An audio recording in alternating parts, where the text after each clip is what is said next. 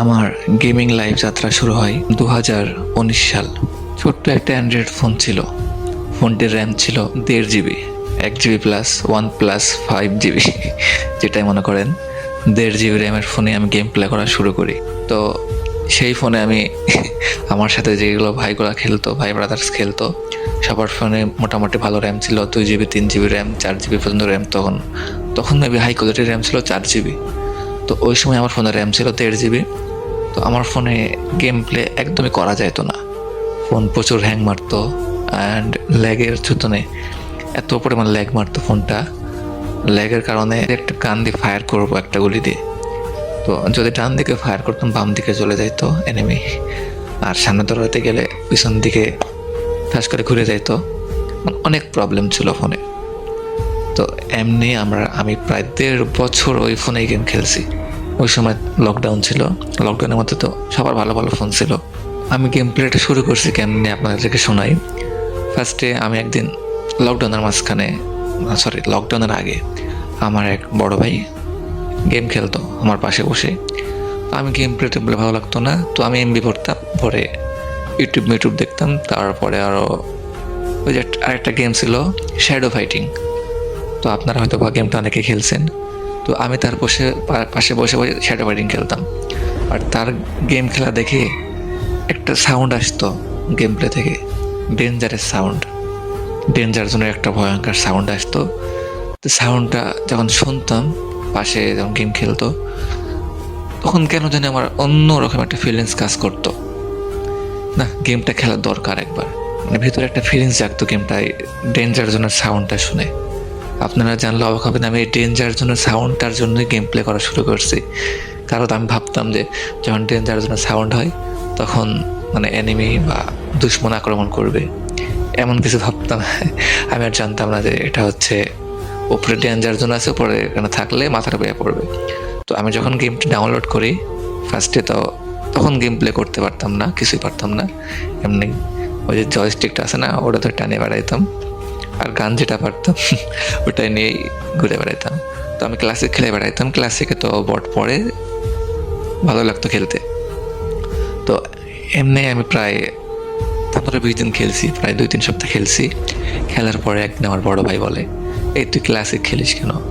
এইদিকে আমি ক্লাসিক খেলতে খেলতে আমার লেভেল হয়ে গেছে 20+। প্রায় তখন মেবি আমার লেভেল ছিল 23। হ্যাঁ, ওই সময় আমার এক ভাই বলতেছে, দেখ তুই এই ক্লাসিক সারাদিন খেলে কি লাভ হবে, তোর কোনো ফায়দাই হবে না। তুই বিয়ার র্যাঙ্ক খেল, অনেক মানে লেভেল আপ হবে, আর তুই হিরোইক উঠতে পারবি। হিরোইক এটা কি বুঝতাম না। তো এটা দেখার জন্য আমি বিয়ার র্যাঙ্ক খেলা স্টার্ট করি।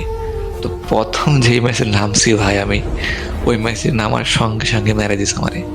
আমি বলছি ভাই আমি আর গেম খেলবো না, বিয়ার র্যাঙ্ক খেলবো না, আমি ক্লাসিক খেলবো। আমি এখানে মারতে পারি, বিয়ার র্যাঙ্কে এনে আমি মারতে পারি না। তো এটা শুনে আমার ভাই বকা দিছে আমারে, তুই বিয়ার ক্লাসিক খেলে কোনো লাভ নাই, শুধু সময় নষ্ট হবে। তুই বিয়ার র্যাঙ্ক খেল, অনেক কাজে লাগবে। বিয়ার র্যাঙ্কে ডায়মন্ড উঠতে পারলে এই দেয়, এগুলা গিফট অনেক কিছু পাবি।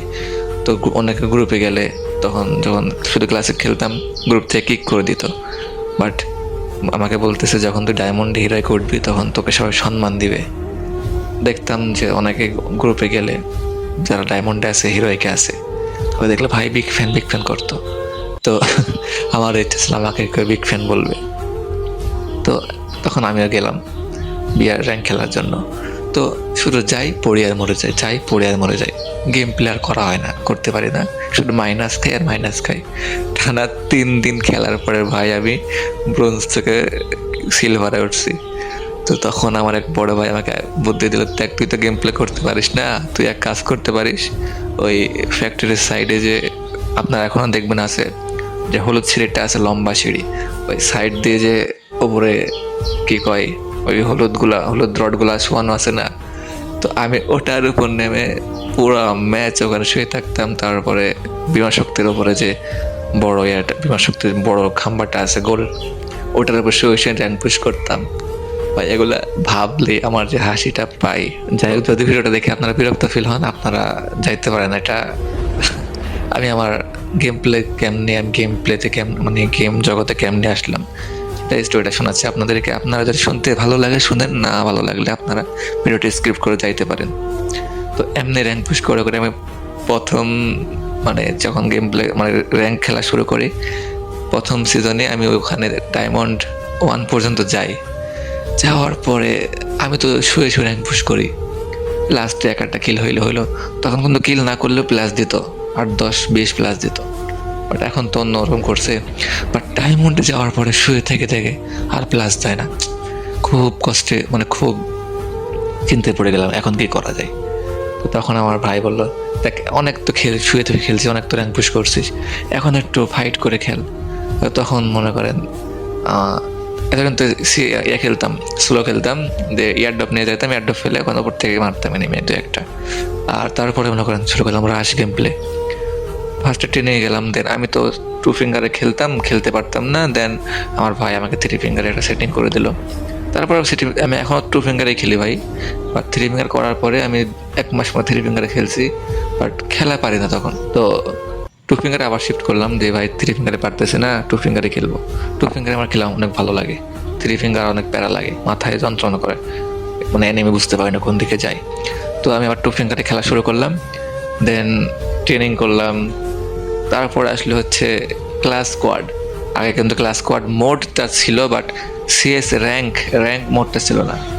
এটা মেবি আসছে এই ক্লাসিক স্কোয়াড মোডটা আগে থেকে ছিল, মেবি অনেক আগে থেকে। বাট সিএস র্যাঙ্কটা মেবি আসছে হচ্ছে আমার মনে হয় 22 সালে বা 21 সালের লাস্টের দিকে আসছিল। তো তারপর আসলে সিএস র্যাঙ্ক যখন আসে, তারপর থেকে খেলা শুরু করলাম সিএস র্যাঙ্ক।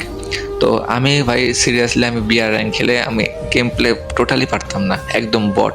আমি প্রায় 1 বছর খেলে আমি গেম প্লে টোটাল কিছু শিখতে পারছিলাম না। তো যখন সিএস র্যাঙ্কটা আসলো, মানে সিএস র্যাঙ্কে আমি এত পরিমাণ আসক্ত হয়েছি, মানে দিন না 24 ঘন্টা ধরে সিএস র্যাঙ্ক খেলতাম।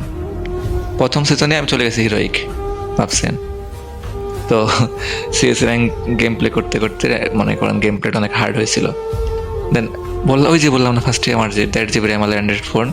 তো যখন সিএস র্যাঙ্ক মোডটা আসছে, তার কিছুদিন আগে আমি একটা ফোন চেঞ্জ করছি। তখন হাতে কিছু টাকা পয়সা আসছিল, এটা 2022 সালের দিকে হয়তো বা। তো তখন একটা ফোন কিনছিলাম, হচ্ছে ফোনটার নাম ছিল হচ্ছে Realme 5i। তো ওই সময় ফোনটা অনেক বেশি মার্কেটে চলতেছিল, সবাই এই ফোনটার বিষয়ে বলতেছিল যে ভাই এই ফোনটা কিনো, ভালো হবে। তো এই ফোনটা কিনছিলাম, কেনার পরে আলহামদুলিল্লাহ অনেক ভালো গেম প্লে করতে পারতাম। তো ওই ফোনটা বেশি দিন রাখতে পারি নাই, কোনো একটা কারণে নষ্ট হয়ে গেছিলো। দেন তারপরে আরেকটা ফোন কিনলাম, হচ্ছে Vivo Y02T, নর্মাল ডিভাইস, মাত্র 15,000 টাকা দিয়ে কিনছিলাম এটা। তো এটা মাত্র 1 মাস ব্যবহার করছি। তারপরে এখন যেটা ইউজ করতেছি এটার নাম হচ্ছে আপনার Realme C55। এটা কিনছি আমার প্রায় 5 মাসের মতো হইলো। তো এটাতে এখন বর্তমানে গেম প্লে করতেছি। এই হলো হচ্ছে আমার ফোনের আর কি কথা। এই 4টা ফোন দিয়ে আমি গেম প্লে করছি এতদিন। তো আবার আমার চলে যায় মূল কাহিনীতে। তারপর সিএস র্যাঙ্ক খেলাটা মোটামুটি শিখলাম। শেখার পরে তারপরে ইচ্ছা হচ্ছিল যে যাদের তখন দেখতাম যে ভি ব্যাচ। আরে হ্যাঁ, একটা কথা বলতে ভুলে গেছি, যখন ওই যে বিআর খেলতাম, শুয়ে র্যাঙ্ক পুশ করতাম, তখন যদি দেখতাম ওই যে একটা দেখবেন আমাদের কুরল গেমে এখন একটা গুলাল মারে, গুলালের সামনে একটা কঙ্কালের মতো মাথা থাকে। তো এই গুলালটা যখন দেখতাম মারতো কেউ, ভাই সিরিয়াসলি ভাই আমি যদি দূর থেকে দেখতাম, 20 মিটার না 100 মিটার দূর থেকে দেখলাম, পিছন থেকে দৌড় দিতাম আমি না আমার সব টিমমেট। কারণ জানতাম যে এটা হচ্ছে মাল, ওর সামনে গেলে কনফার্ম মারা খাম আমরা, একাই ফুল স্কোর মেরে দিব ওই পোলা। তো আমরা বুঝতাম, দেন পালাইতাম। বাট এখন বর্তমানে যে অবস্থা, শুধু মানে আমরা হিট লিস্ট মেরে এনিমি মারি। আর আগে আমরা গেম প্লে করতাম যখন, শুরু চুরে জানতাম যখন এনিমি আছে উল্টা দিকে দৌড় দিয়ে দোস্ত, গেম যাইতে হবে না সামনে। কিন্তু ওই সময় একটা ভয় কাজ করতো, কেন আমরা একবার মরলে আর রিভাইভ পাইতাম না। বাট এই যে এখন 10 বার মরো 20 বার মরো, রিভাইভ দিতে আছে। একটা জম্পুষা রেখে দিছে, মানে গাড়ি নেতনের মধ্যে ঘুরে বেড়াচ্ছে আর রিভাইভ দিতে আছে, কোনো ভয় ডর নাই, র্যাঙ্ক পুশ করা ধরা। এটাই হচ্ছে বর্তমানের অবস্থা। তো আমার গেম লাইফ স্টোরি তোমাদের কাছে কেমন লাগলো সবাই একটু কমেন্ট বক্সে বলবা। অ্যান্ড অনেকদিন ধরে ভিডিও বানাই না, যদি কারো কাছে ভালো কোনো স্টোরি থাকে, তার লাইফ স্টোরি বা স্যাড